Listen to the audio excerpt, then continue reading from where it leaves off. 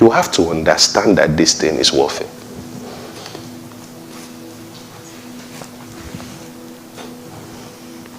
We're having a lot of differences. And I really thank God for our mentors. Please have pastor. Please have pastor. And then I spoke to some of my friends that were married as well. I just thank God that they were very honest with me. They made me understand that what I'm going through is not special. Sometimes I'll be describing my wife to somebody like this. He will continue from where I stopped. I'll say, how did you know? He said, because I'm your wife in my marriage. What I'm saying is deep. He said, I'm your wife in my marriage. My wife is you in my marriage.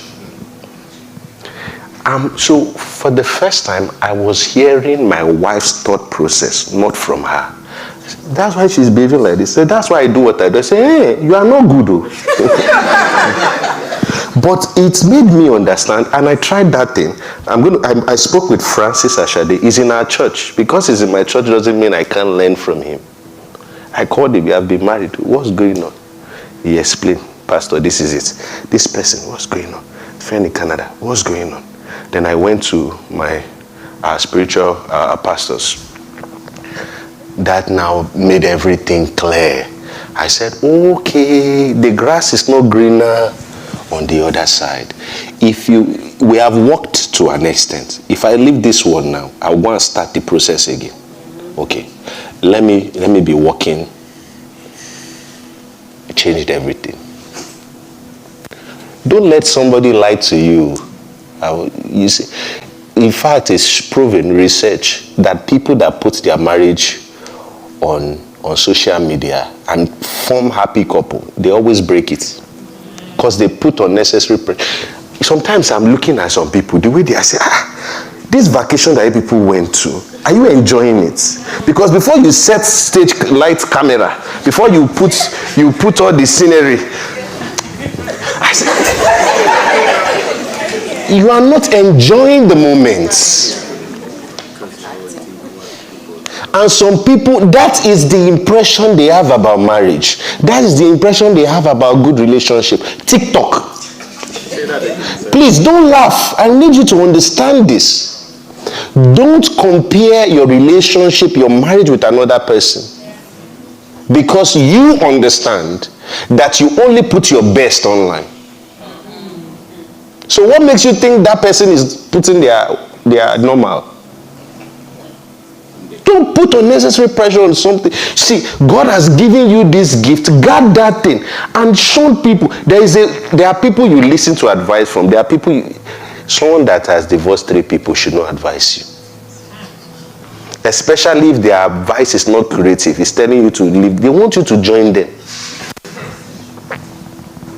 You can learn from someone that has divorced 3. There was somebody one woman, she told me, she said,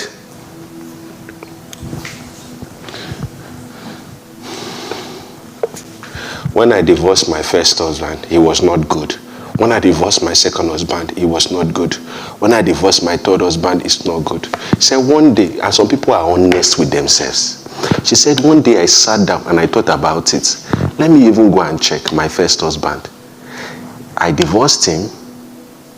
After 2 years he got married, he's still married. The problem is me.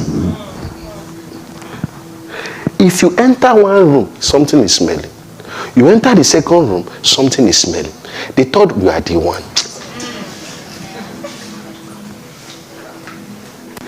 If you break up, the way to break up, because breakup is a sign of a successful dating process. Two of you identify that it won't work. You have to sit down and see all the things that cause that thing, so you know what is wrong with you. If you keep externalizing, you will not grow. One of the signs of pride is that the problem is never you. It's always them. It's not you. They are not. In fact, somebody was asking me, if I want to marry a divorcee, what are the things I notice? You listen to how we talked about his ex. She's not bad. She's this. She's that. Don't marry him.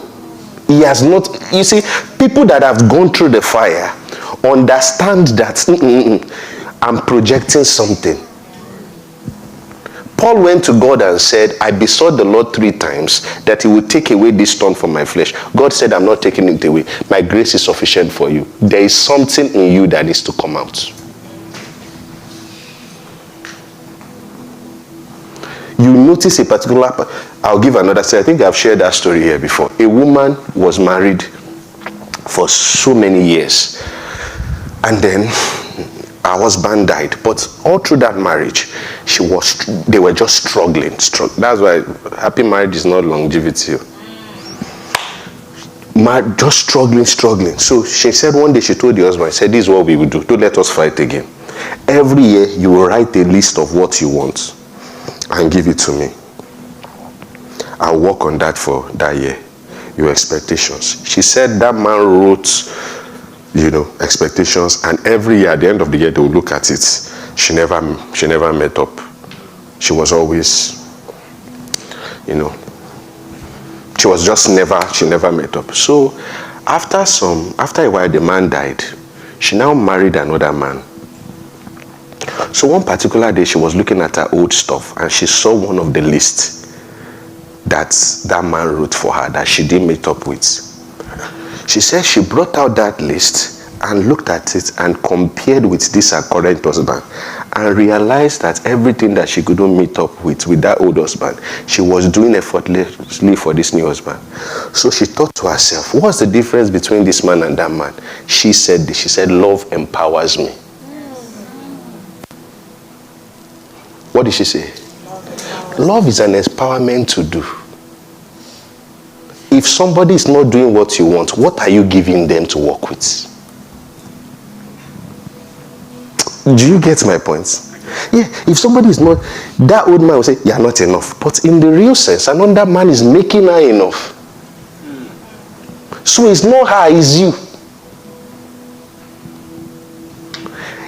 Listen, this is one thing in my life. I never push the blame. You can ask anybody that knows me. I take responsibility for my life. If something happened to me, I'm never a victim in any story. 4 pastors left our church one day. I went to God. God showed me it's what you gave them. Finish. I can't blame them. They did this to me. No, you will never hear me complain. Somebody did that to me. No. Because I know that actions bet reaction. If you didn't marry a mad person and the person is behaving mad, you make people mad. If people can understand this is the premise for reconciliation. I'm right, it's my way. No. You have to sit back and look. Why is this person acting like this? What am I doing? Everybody wants to throw blame. That's the problem of Adam.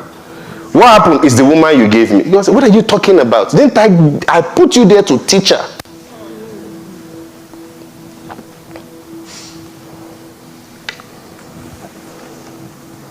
Now, let me close here.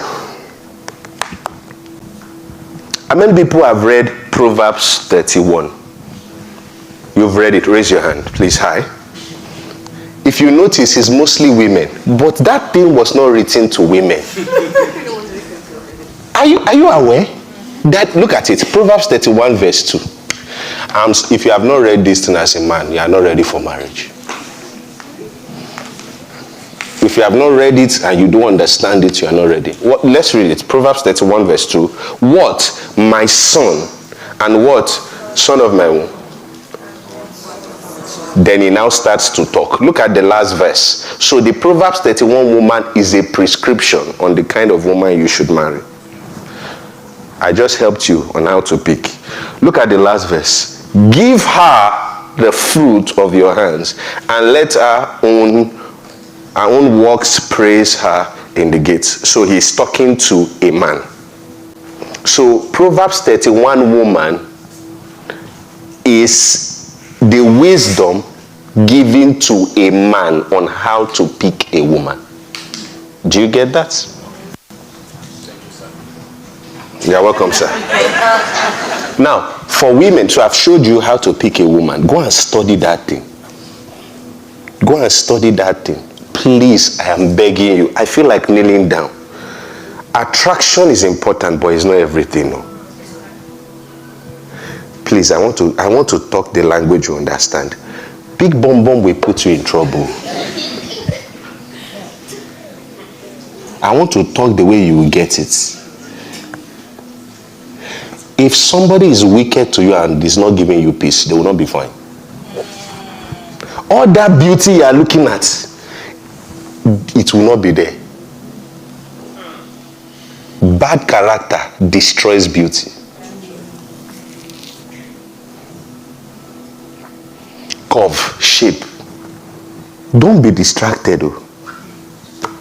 Larry, are you hearing me? Because you are laughing now.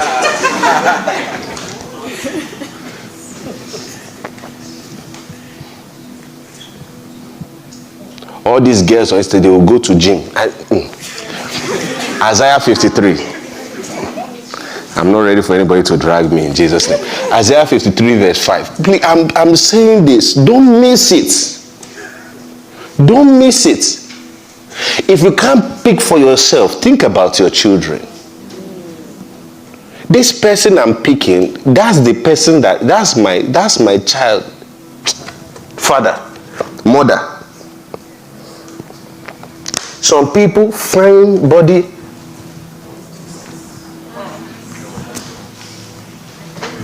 Nothing upstairs. Nothing.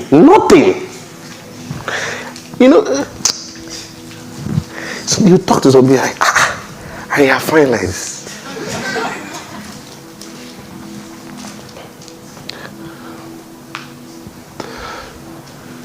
Like I said, there is no place in the Bible where God describes how to pick. The Bible describes how people picked life partner. But as I read the Bible, I saw this and I think this is good. Okay, and this can work for how to pick a life partner for women. I'm helping you.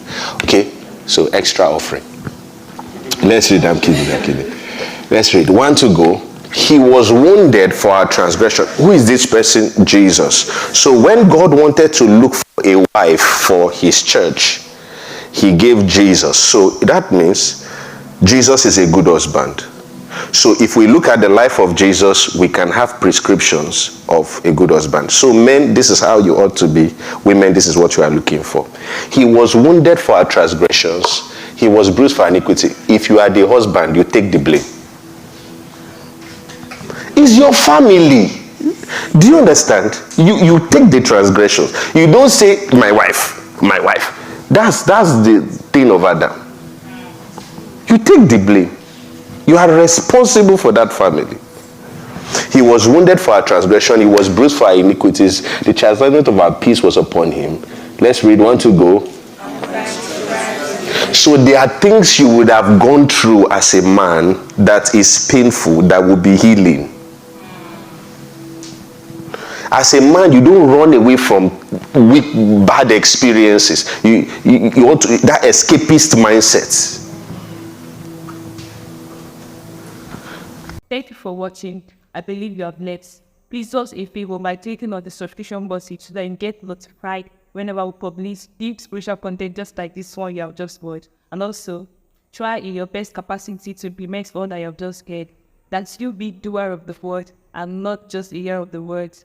Thank you and God bless you. See you in our next video.